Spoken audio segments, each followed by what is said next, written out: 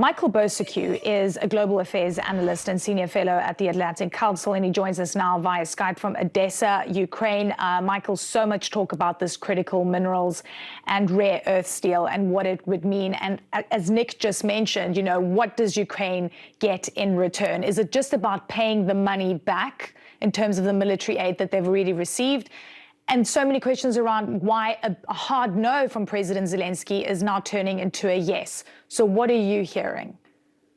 Yeah, well, on the back of Nick's usually excellent reporting and analysis, one thing that Mr. Zelensky said yesterday, I think for the first time, was that if there's any deal to be made on Ukrainian resources, it will have to go to the Ukrainian parliament for ratification. Now, his party does have a majority there, but you never know how these things might get treated, especially if it looks like right now it's very, very lopsided in favor of the Americans. I think a key point to be made here is kind of like, excuse me, usually it's the aggressor, in this case Russia, that pays reparations, not the country that's been illegally attacked. And I think that's how a lot of Ukrainians feel right now.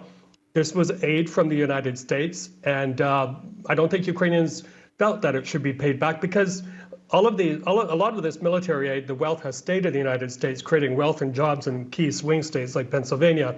So I think they're very, very upset about that. Yeah.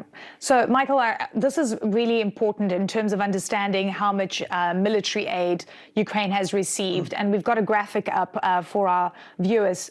You can see clearly that the United States has supplied $43 billion worth of military aid to Ukraine. And then second is Germany with just over $20 billion. But I mean, the numbers pretty much tell a very important story here. The United States has been the single biggest, most important supporter of Ukraine through this war. President Trump has called this debt. And President Trump was also talking about $500 billion worth of a minerals deal, which is completely unrealistic. What numbers do you think would make sense for Ukraine? How are you tallying this up? Yeah, well, I would call the $500 billion they're demanding as extortion.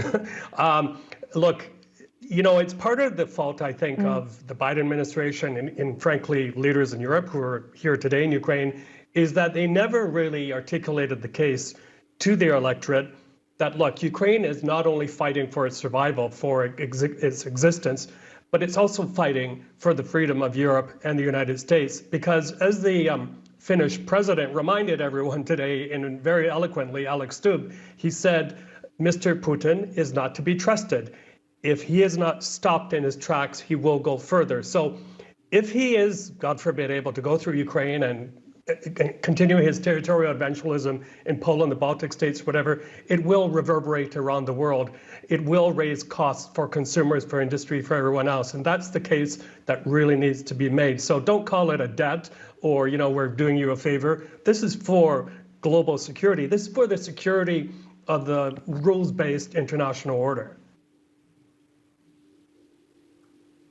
So the Ukrainians are saying that this draft deal is in its final stages. What is your sense, that Zelensky has to sign this or he'll have to make bigger concessions? What happens if he doesn't? I'm trying to be realistic about this because at the end of the day, he probably wants to win the favor of President Trump, knowing that Russia occupies 20% of Ukrainian territory right now, and Ukraine could lose that.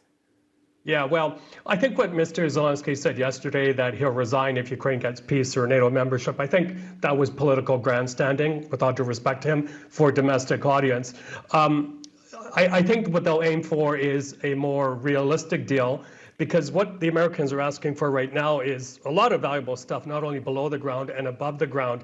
But, as the Finnish president said today, you may reach some kind of deal with the Russians, but what happens to your sovereignty? If, for example, the Russians, as expected, start to dictate, well, Ukraine, you're not able to join NATO or the EU, that is not what we understand to be sovereignty. So there's a lot at stake here. But, one more point, and I think this is very important, especially sitting where I am in Odesa, is Ukraine is already the breadbasket to the world. It's for years and years provided a lot of critical natural resources, grain, barley, sunflower oil, to the world.